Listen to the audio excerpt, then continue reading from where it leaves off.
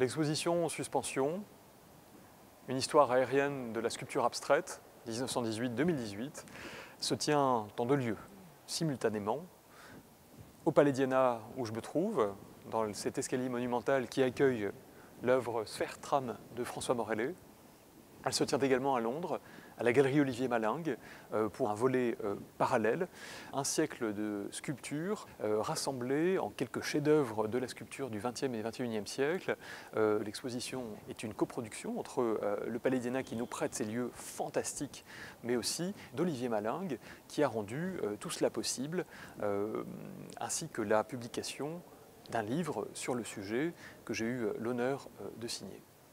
J'ai choisi de commencer l'exposition par les œuvres les plus anciennes dans le spectre chronologique que je cherche à couvrir, dont Marcel Duchamp, dont l'œuvre Sculpture for Traveling présente des qualités qui sont en de nombreux points opposées à l'histoire de la sculpture traditionnelle. L'œuvre que nous avons sous les yeux est une réplique de l'original fait par Duchamp, disparu. Il est fait de bonnets de bain qui ont été découpés et collés entre eux. Cette sculpture est d'un poids extrêmement réduit. Sa matière n'est plus construite et érigée du sol vers le plafond, mais elle s'affaisse du haut vers le bas. Son volume se déploie plus dans l'épaisseur que dans la rotondité. Ensuite, nous avons un ensemble d'œuvres d'Alexander Rodchenko de 1920-21. Elles sont toutes réalisées à partir d'un schéma extrêmement simple qui est la découpe d'une plaque de bois subdivisée en différents rayons, assemblés selon différents angles, de façon à former un volume à la fois tout à fait concret, réel, et en même temps virtuel, dans la mesure où ce volume n'est constitué que de plans, que de lignes, que de périmètres. La sculpture de Rodchenko ménage des passages pour le regard, permet à l'architecture qui accueille l'œuvre de transparaître au travers l'œuvre et d'offrir une vision spatialisée de son environnement. Le socle a disparu, ou alors il serait devenu invisible. La sculpture semble en lévitation. Ici, Man Ray travaille finalement sur un objet ready-made, mais pour le coup le plus simple qu'il ait pu trouver. Ces cintres que l'on trouvait dans le commerce à l'époque ne sont pas du tout représentatifs de la forme, du design de ces objets à l'époque. Il a pris les plus simples, les plus graphiques, qui se résument à une ligne courbe surmontée d'une petite section de lignes. Ces cintres, accrochés les uns aux autres, forment potentiellement une suite infinie. Sa position ici permet de mesurer l'influence qu'elle a pu exercer sur quelqu'un comme Calder, dont nous avons ici pu présenter une œuvre qui appartient au musée de Zervos, qui sort pour la première fois du musée.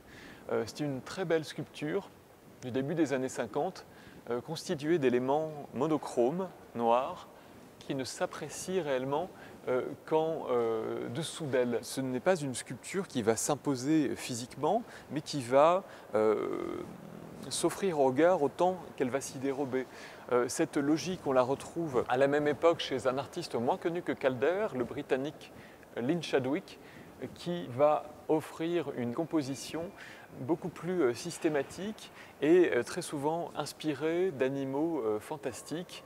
Impossible ici de ne pas y voir les ailes d'un oiseau ou finalement des éléments végétaux.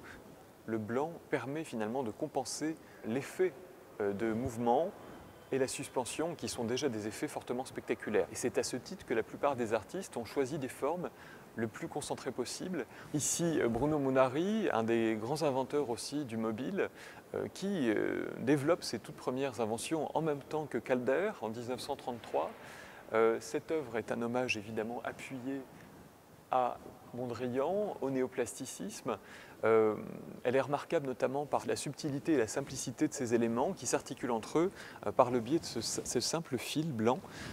Et on remarque les effets de décalage qui permettent justement de trouver un équilibre, comme on dit une homéostasie entre les éléments, un équilibre toujours finalement contredit par les mouvements suscités par le moindre déplacement d'air. Utazawa, dans les années 50, va développer une technique très personnelle. On est ici dans une sculpture presque textile où un fil de cuivre est plié et tissé de façon à former cette sculpture inspirée autant finalement de l'abstraction biomorphique, c'est-à-dire d'un langage abstrait qui n'est pas tant inspiré par la géométrie que par la souplesse, les rotondités du vivant. Et cette œuvre résonne évidemment avec les pétales de végétaux.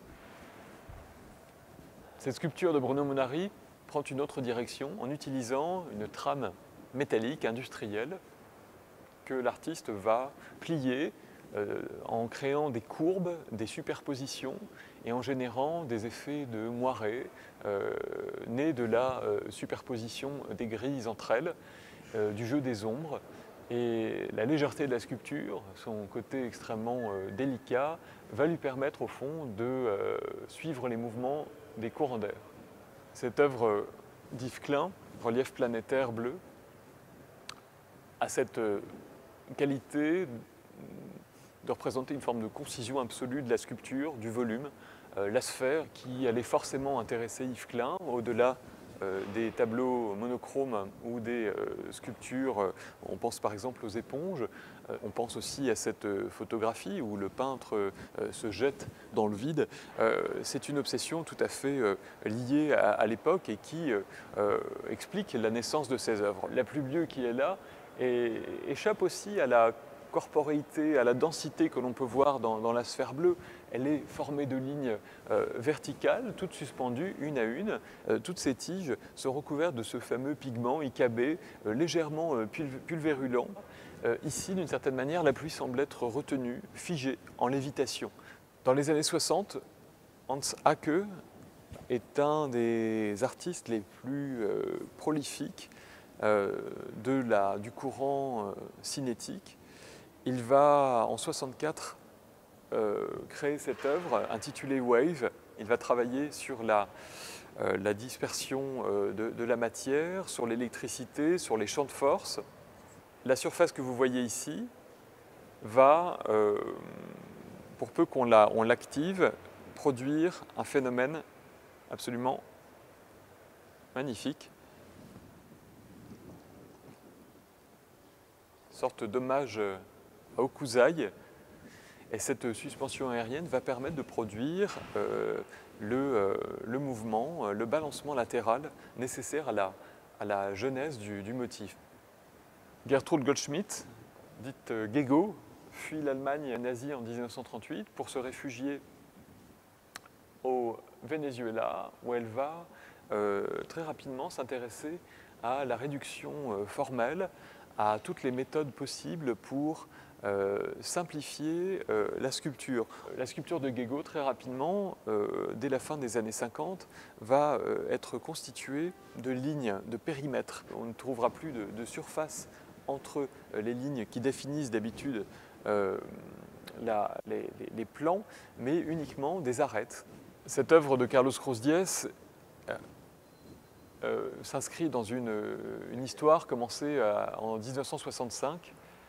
C'est un environnement coloré que l'artiste pense dès 1965, donc réalise pour la première fois en 1969 et produit cette œuvre en 1981.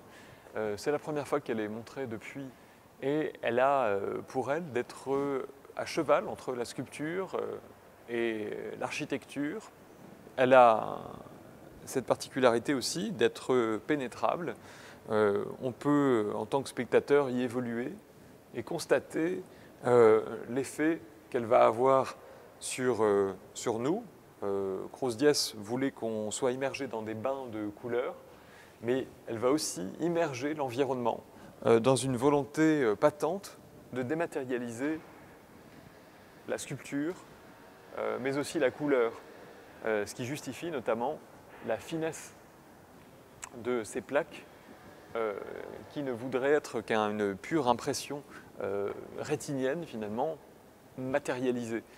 Cette ambiguïté entre sculpture et peinture, on la retrouve de façon caractéristique dans ce tableau exceptionnel de Daniel Buren, qui, en 1966, décide que sa peinture va quitter le châssis, le mur, c'est-à-dire le domaine de la peinture, et la toile va retrouver cette autonomie.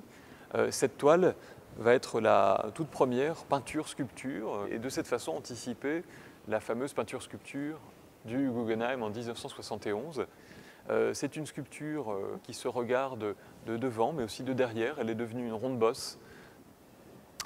Cette logique se déploie de différentes manières. Je remonte toujours dans le temps, avec des artistes comme Louise Bourgeois, dont l'abstraction est une des données de l'œuvre, dans la mesure où cette sculpture est constituée de formes oblongues, étirées, qui en réalité sont l'ultime étape d'un processus d'abstraction. Ici, ces formes représentent un couple enlacé dont les membres s'étirent, s'allongent et s'enlacent de façon à créer ce tourbillon comme ça amoureux, ce couple en fusion. Mais cette logique comme ça de forme sensuelle où le corps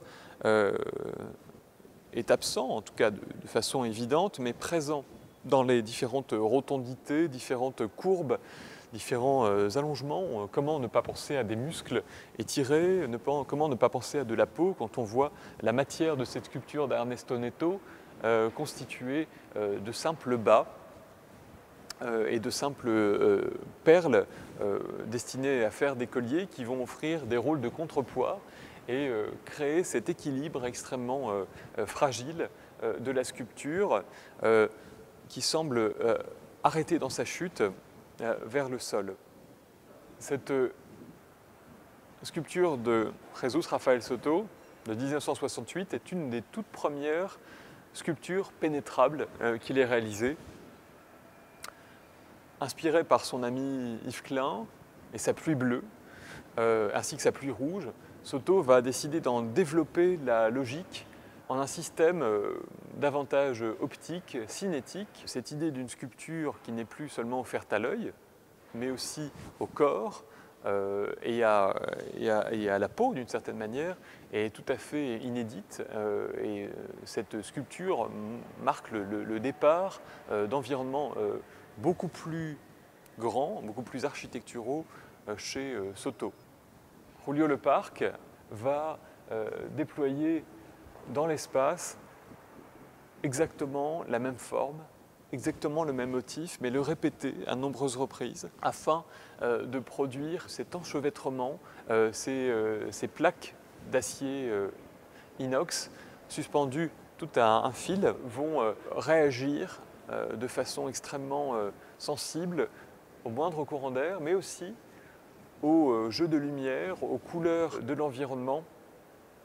À la fin des années 80, Sol LeWitt, qui à la fin des années 60 est déjà un inventeur de l'art conceptuel, un des grands acteurs de l'art minimal, va produire ces sculptures qui forment une spirale du bas vers le haut du regard, où en tournant autour d'elle, on peut suivre cette spirale qui va donner sa forme à cette sculpture constituée uniquement de petits cubes ouverts dont ne subsistent que les arêtes.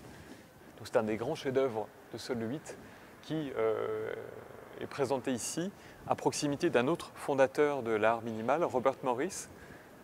Cette œuvre tardive s'inscrit pourtant dans la logique de ce qu'il a appelé des destructeurs d'espace, c'est-à-dire des œuvres constituées uniquement de miroirs dont les formes sont extrêmement simples, mais dont l'apparence miroitante, réfléchissante, va renvoyer l'image des spectateurs en déplacement, mais aussi l'image de l'architecture. Cette sculpture n'a pas une seule surface qui arrête la lumière, et cette œuvre change chaque jour, chaque heure, chaque minute, chaque seconde d'apparence.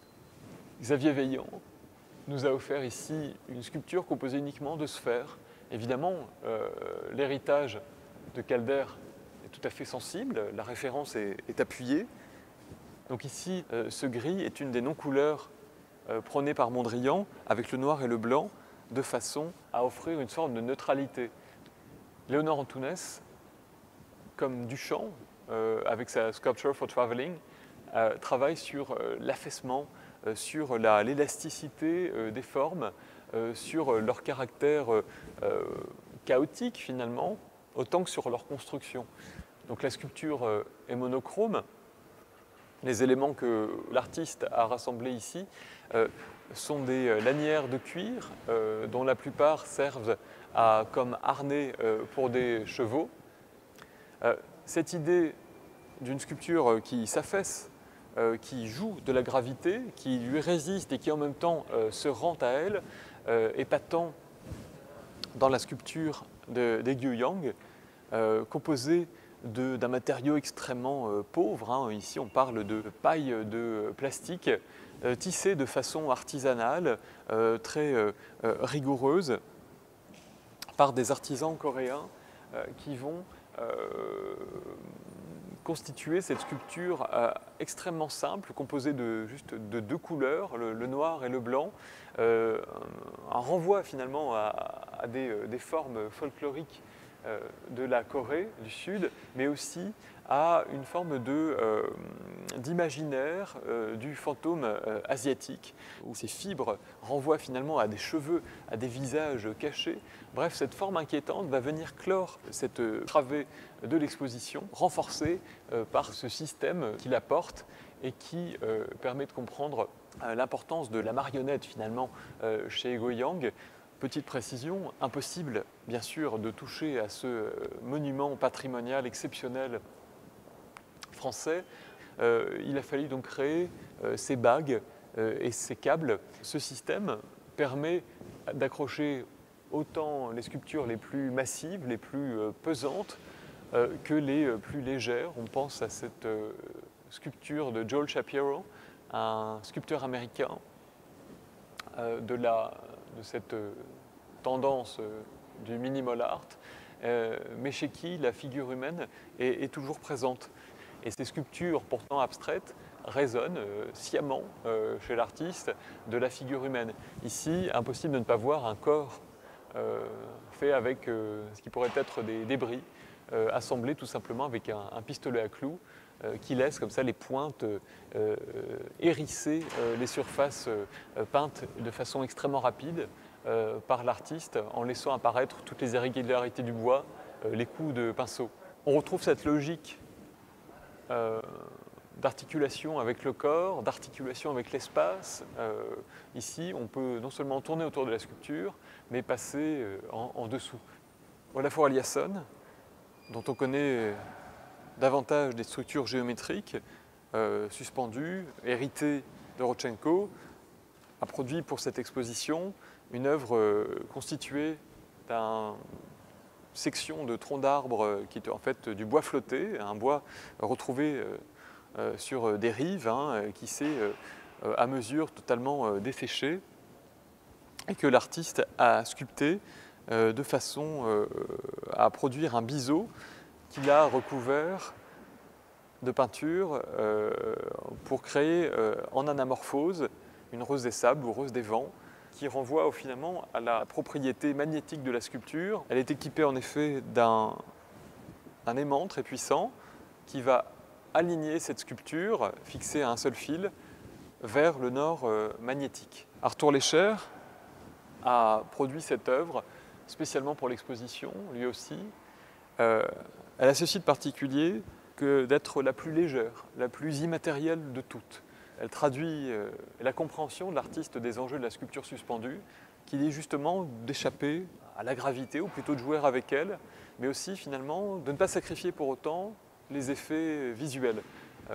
Les fils qui la constituent sont des filins, des fils de pêche extrêmement fins, verts, qui servent en fait à la pêche au gros et qui vont offrir un jeu comme ça visuel de vibration tout à fait soutenu, en dialogue encore une fois avec la Tour Eiffel, en dialogue avec Soto qui est à proximité, en dialogue avec un artiste comme Sol LeWitt, mais aussi avec cette œuvre d'Anthony Gormley constituée uniquement de cubes dont ne subsistent que des arêtes, des cubes de différentes tailles qui vont être assemblés entre eux non pas par soudure mais par boucle. Cette sculpture, si elle s'affaisse, va offrir un tas. Quand on la relève, elle offre une forme extrêmement articulée qui, comme chez Chapiro, est sous-tendue par une figure, en l'occurrence le corps de l'artiste, suspendu cette fois-ci par les pieds. C'est une sculpture abstraite, mais qui, comme beaucoup, n'attend qu'une clé pour en comprendre l'origine. Cette idée de la suspension, on l'a retrouvée chez Buren dès 1966, mais elle est encore patente dans son œuvre. Cette forme circulaire, qui renvoie l'histoire de la peinture, au tonde d'eau, est constituée de ce motif de bande qu'il instaure au milieu des années 60, des bandes de 8,7 cm que l'on va retrouver dans toute son œuvre. Et cette spatialisation, elle passe par le biais de cette forme circulaire. Le parcours de l'exposition se termine sur une œuvre que je voulais extrêmement synthétique, significative de cette réduction formelle, poursuivie par certains artistes. Cette sculpture de Kerry Twin Evans va utiliser la lumière, cette lumière qui évidemment caractérise le luminaire tout simplement, qu'on appelle même parfois suspension. Et la réduction, la concentration de cette forme permet d'éviter la référence à la fonctionnalité du luminaire. Et cette forme extrêmement synthétique permet d'une certaine manière de clore le parcours, notamment par sa position devant ces surfaces bétonnées de l'architecte. La géométrie est partout dans cet édifice. Elle est parfois symbolique chez lui. Le nombre d'or se retrouve à différents endroits. Cette articulation des espaces est d'une certaine manière amplifiée par le positionnement des sculptures dans un dialogue constant. Le livre publié chez Skira sur le sujet permet au fond de développer ces enjeux de façon plus large, notamment en examinant les antériorités de ce genre et d'en examiner donc la genèse et les développements jusqu'à nos jours. Évidemment, cette histoire n'est pas terminée, je n'en ai examiné qu'un fragment. La plupart des artistes, ou presque, ont travaillé cette question de la suspension. Duchamp lui-même, quand il la développe dans son œuvre, part d'une logique très simple. Son atelier est petit et il décide d'utiliser, comme finalement le ferait un boucher dans une boutique, il décide d'utiliser des crochets pour libérer le sol, les murs de ces sculptures. Et c'est tout doucement qu'il comprend que c'est une façon aussi d'aller à l'encontre de cette idée du socle, de récuser finalement cette conception traditionnelle de la sculpture comme reposant sur le sol, reposant sur un socle. Au fond, il instaure une sculpture hors sol.